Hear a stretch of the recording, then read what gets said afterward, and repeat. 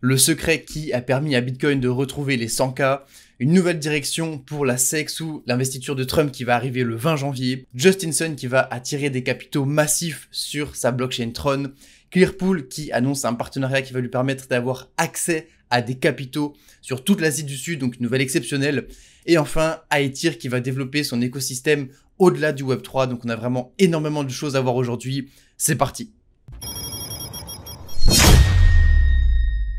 Bonjour à toutes et à tous, bienvenue dans ce Morning Bull Run, ici Zephyr et on fait le tour des dernières actualités ensemble. Donc vous voyez ici à l'écran la raison qui a permis à Bitcoin de retrouver les 100K, mais avant ça on va essayer de comprendre ce qui s'est passé et ensuite on reviendra dessus pour expliquer la raison. Donc qu'est-ce qui s'est passé? Eh bien on a eu l'inflation core qui est tombée, donc c'est les chiffres de l'inflation qui sont tombés à 0,2% contre 0,3% prévu. Donc vous avez les chiffres ici, donc vous voyez qu'on est à 0,2% en réel contre l'estimation, la prédiction à 0,3%. Et ça en fait c'est vraiment ce que la Fed veut voir. La Fed elle veut voir l'inflation diminuer pour pouvoir continuer à diminuer ses taux également car elle est prudente. La diminution qu'on a vue, elle n'est pas encore suffisante pour une baisse des taux, puisqu'il va falloir que la tendance continue sur plusieurs mois. Mais maintenant, ce qu'il faut comprendre, eh bien, c'est que cela a déjà été pricé par les investisseurs. Et pourquoi eh bien, une baisse des taux, ce serait une bonne nouvelle? Et là, on en arrive au visuel. Eh bien, il faut comprendre qu'il y a deux types de marchés, les marchés sûrs et les marchés risqués. Les marchés sûrs, eh bien, ce sont par exemple les obligations d'État qui vont être rémunérées au taux d'intérêt. Et ce qu'il faut comprendre, c'est que donc si vous avez une baisse des taux, vous avez une baisse de l'attractivité des marchés sûrs, mais vous allez également avoir une migration de capital et une impression monétaire. Pourquoi une impression monétaire? Puisque les taux, c'est littéralement le coût de l'emprunt. Donc si les taux baissent, l'emprunt est moins cher et donc on pousse les investisseurs à emprunter de l'argent. Et donc c'est vraiment ça la planche à billets de la Fed. Et donc ça va attirer plus de capitaux qui auront plus d'intérêt à aller vers les marchés plus risqués, comme la bourse et les crypto-monnaies. Et c'est précisément ça qui a permis à Bitcoin de retrouver les 100 000 ici sur les dernières heures. Donc si vous pensez qu'on va effectivement avoir une baisse des taux, mettez un like. Et sinon, si vous pensez que ça va aller dans l'autre sens, eh bien expliquez-nous en commentaire pourquoi et on pourra en débattre ensemble. Ensuite, du point de vue du gouvernement américain, on va avoir l'investiture de Trump le 20 janvier. C'est quelque chose qui est très attendu. Et ce qu'il faut comprendre, c'est que la nouvelle direction de la SEC va être extrêmement importante. Pourquoi? Puisque, eh bien, vous le savez, c'est pas nouveau, pendant 2024, on a eu énormément de tirs contre la crypto-monnaie, énormément de procès, énormément de mises en justice, énormément de choses comme ça qui ont vraiment coupé et empêché l'écosystème crypto de se développer. Et en fait, avec l'investiture de Trump, il va y avoir un nouveau gouvernement, il va y avoir de nouvelles personnes à la tête de la SEC, notamment Pierce et Uyeda, vous le voyez ici, qui vont, eh bien, vraiment révolutionner et changer la crypto. Et ce que vous devez comprendre là-dedans, c'est que ça va prendre des mois probablement pour que ces changements et cette régulation soient mis en place, mais les investisseurs, eux, s'ils voient que ça va du bon oeil, s'ils voient et ils comprennent que ça va dans la bonne direction pour le marché des cryptos, eh bien, ils ne vont pas attendre des mois pour investir. Et donc ça, c'est une excellente nouvelle pour le Bitcoin, et ça a contribué également, bien sûr, au fait que le Bitcoin retrouve les 100 000 $ rapidement. Ensuite, Justin Sun. Donc, qu'est-ce qu'on a de ce côté? Donc, Justin Sun, c'est le créateur de la blockchain Tron. Et ce que vous devez comprendre, c'est que dans l'écosystème crypto, il y a plusieurs blockchains et qu'elles sont un petit peu en compétition pour avoir le plus de capitaux possible et pour attirer comme ça, eh bien, les investisseurs. Et ici, Justin Sun, donc le dirigeant, le directeur, le fondateur de Tron, eh bien, il lance l'USDD 2.0 qui va permettre d'avoir un rendement fixe de 20% par an. Alors il dit bien sûr qu'il ne faut pas leur demander d'où vient le rendement, mais ce que vous devez comprendre, c'est que s'ils arrivent à mettre en place un rendement stable de 20% sur un stablecoin, donc l'USDD 2.0, eh bien ça va attirer des capitaux massifs, et ça pourrait bien faire exploser tout l'écosystème Tron. Ensuite, si vous avez du Clearpool, il y a une excellente nouvelle pour vous, et si vous n'en avez pas, c'est peut-être le meilleur moment pour vous y intéresser, eh bien puisque Clearpool s'apprête à recevoir des capitaux institutionnels massifs de la part de l'Asie. Ce qu'il faut comprendre, c'est qu'on a eu un nouveau partenariat avec Acquires. Donc, qu'est-ce que c'est que Acquires? C'est une plateforme sous licence. Donc, on a un caractère de régulation qui est extrêmement important, qui va permettre l'accès à l'écosystème crypto via des cartes de crédit et des méthodes de paiement alternatifs en Asie du Sud-Est. En fait, ce qu'il faut comprendre, c'est qu'ils n'ont pas seulement des licences en Asie du Sud-Est, ils en ont aussi, vous le voyez ici, à Hong Kong, au Canada et dans l'UE. Et en fait, ça va permettre de ramener toute une catégorie d'utilisateurs toute une catégorie de personnes qui n'avaient pas encore suffisamment confiance en l'écosystème des cryptos pour venir et investir dans la crypto. Et ça va commencer par l'Asie du Sud-Est, mais à terme, ça va se développer. Et donc, grâce à Clearpool, grâce à Ocean, qui est la blockchain développée par Clearpool, eh bien, on va pouvoir aller chercher toute une nouvelle catégorie d'utilisateurs. Donc, vous voyez ici, on parle en millions d'utilisateurs qui vont pouvoir rentrer dans l'écosystème crypto. Et donc, on a vraiment un acteur avec Clearpool qui est au cœur de la révolution et de l'adoption de masse. Maintenant, Clearpool, ce qui est intéressant sur ce projet, c'est qu'on vous l'a présenté le 6 juillet 2024 sur le canal Telegram. Vous le voyez, on vous l'a présenté ici, 6 juillet 2024 à un prix de 12 centimes dans le canal de Moon. Donc, ce qu'il faut comprendre, c'est que à ce moment-là, Clearpool était ici, vous voyez, je vous l'ai entouré, 12 centimes. Depuis, on a fait, je vais vous montrer un petit peu la performance, plus d'un x5, donc plus 400%, ça veut dire un x5 sur le prix. On a retracé un petit peu, on est en train de repartir. Si vous voulez avoir accès à ce genre d'opportunité, si vous ne voulez pas rater le prochain Clearpool, le prochain Hondo, on en a parlé hier, eh bien ça se passe directement dans le canal Telegram. On vous met le lien en description, c'est gratuit, alors rejoignez-le. Ensuite, on a une grosse nouvelle sur Aitir qui est également un projet sur le point d'exploser puisqu'on a un partenariat immense et c'est également un projet qu'on vous a présenté sur le canal Telegram. Aitir, qu'est-ce que c'est? Je vous le rappelle, pour ceux qui ne connaîtraient pas, eh bien c'est tout simplement un projet qui vise à décentraliser des GPU, donc de la puissance de calcul. Et ça va servir pour les projets d'intelligence artificielle qui ont énormément besoin de cela, mais également aux projets de gaming. Et ici, qu'est-ce qu'on a? On a un partenariat avec Eigenlayer. En fait, ce qu'il faut comprendre, c'est qu'Eigenlayer, c'est un acteur majeur de la finance décentralisée, particulièrement sur Ethereum. C'est un des protocoles qui a le plus de capitaux bloqués sur Ethereum. Et ici, on a un partenariat avec Aitir qui va rapporter 91 millions de dollars de chiffre d'affaires pour Eigenlayer. Et donc ça va permettre de simplifier l'arrivée des fournisseurs de GPU, donc l'arrivée de la puissance de calcul depuis le Web 2 vers le Web 3. Donc ça, c'est extrêmement intéressant. Et d'autant plus que grâce au restaking d'Eigenlayer, les détenteurs du token Aitir vont pouvoir avoir encore plus de rémunération passive. Donc vraiment une excellente nouvelle pour l'écosystème Aitir qui a de plus en plus de valeur au fil du temps, au fil des partenariats et au fil des investissements. Donc si vous avez du Clearpool ou du Aitir dans vos portefeuilles, indiquez-le nous en commentaire et sinon dites-nous pourquoi vous n'en avez pas. Voilà pour ce point sur les actualités et maintenant on se retrouve directement avec Apollo pour le point technique sur Bitcoin et Ethereum.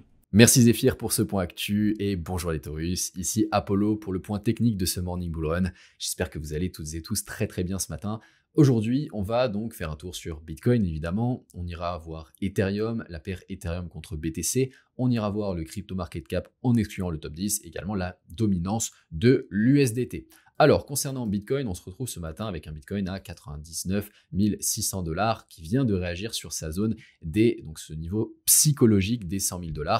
Et comme on a pu en discuter donc sur les jours précédents, on a cette semaine une bougie hebdomadaire qui est en train de se former, qui nous fait des choses vraiment très intéressantes. On a eu 7 mèches de liquidation, où on est venu chercher la liquidité sous tous ces points bas qu'on avait alignés sur les précédentes semaines, et on est venu retester notre zone clé sur notre zone grise que vous voyez ici, qui est vraiment très intéressante, un point d'inflexion potentielle sur le prix pour repartir sur des nouveaux plus hauts, et notamment si on vient clôturer cette semaine de cette manière-ci au-dessus des corps des bougies précédentes ici, donc qu'on se maintient au-dessus des 98 400 $, là vraiment on aurait un pattern vraiment très intéressant pour repartir sur des plus hauts par la suite, puisqu'on aurait ce qu'on appelle un pattern en sweep and close, on vient sweep, close à l'intérieur du range, et avec une bougie englobante clôturée au-dessus des corps des bougies précédentes. Donc ça, c'est vraiment très bullish. Si on descend sur du daily, on va pouvoir constater que sur la journée d'hier, on est venu traverser notre zone clé, donc avec les données sur l'inflation qui ont boosté le marché. On est venu faire une troisième touche sur notre trendline ici, donc on est venu fragiliser ce niveau de résistance dynamique et on pourrait très clairement s'attendre à venir retester cette zone ici qui nous servira de support désormais avant de venir casser notre zone de résistance et repartir sur des niveaux des plus hauts sur Bitcoin et créer un nouvel ATH potentiellement, notamment avec l'investiture de Trump à partir de la semaine prochaine qui va pouvoir catalyser le marché également.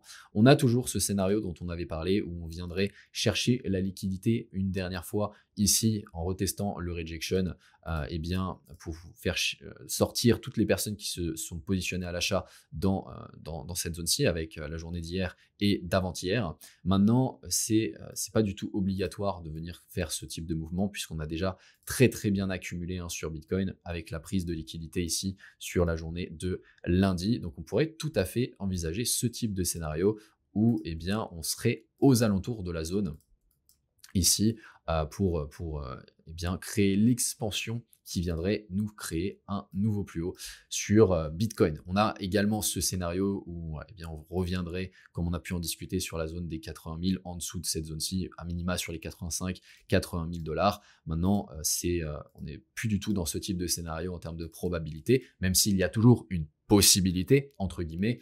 Là, avec les mouvements que l'on a eu sur les derniers jours, ça se fait vraiment de moins en moins probable et on s'attend plus à ce type de scénario où vraiment, ici, on est sur un niveau clé qui va nous servir de support ici pour repartir sur des nouveaux plus hauts potentiellement. Avant de passer sur Ethereum, les Taurus, si vous souhaitez profiter d'un maximum de valeurs supplémentaires qu'on vous partage chaque jour, rejoignez nos canaux Telegram, Trading et Crypto. Les liens sont en description de la vidéo.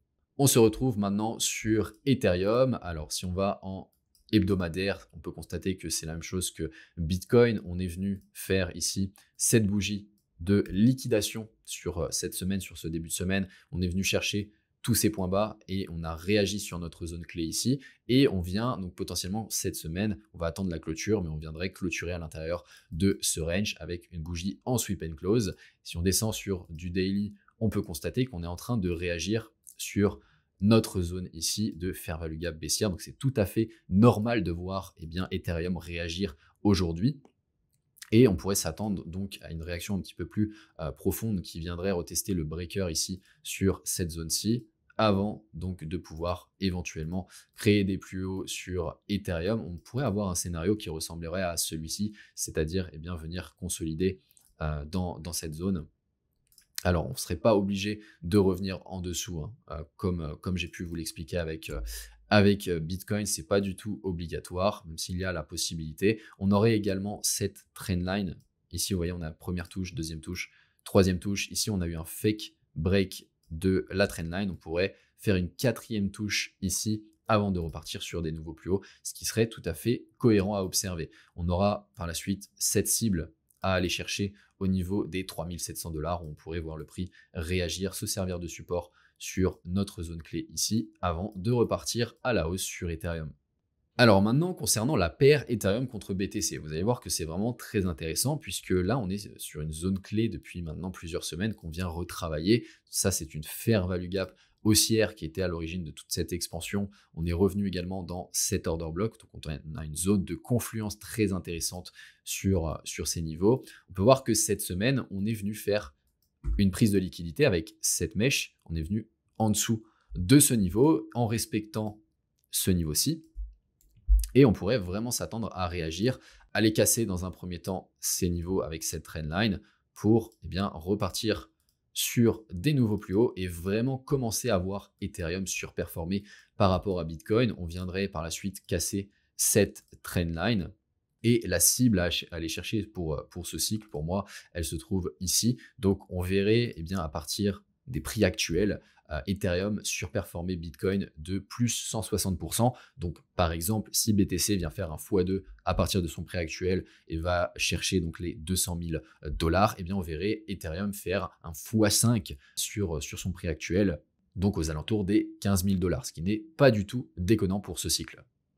Ok, donc maintenant, le crypto market cap en excluant le top 10, même chose, on a pu en parler hier. On a eu cette mèche de liquidation, on est venu chercher ces bougies-ci, les points bas de ces bougies, et on est venu retester le rejection ici, et on est en train de bien réagir sur cette zone avec la bougie haussière qui est en train de se former cette semaine. Maintenant, on garde en tête qu'on peut toujours aller plus bas, mais là, vraiment, cette réaction, elle est très belle, et on peut voir qu'on est en train de réagir tout comme Ethereum sur la fair value gap baissière ici, En revanche, on n'est pas venu créer ici la troisième touche encore sur cette trendline.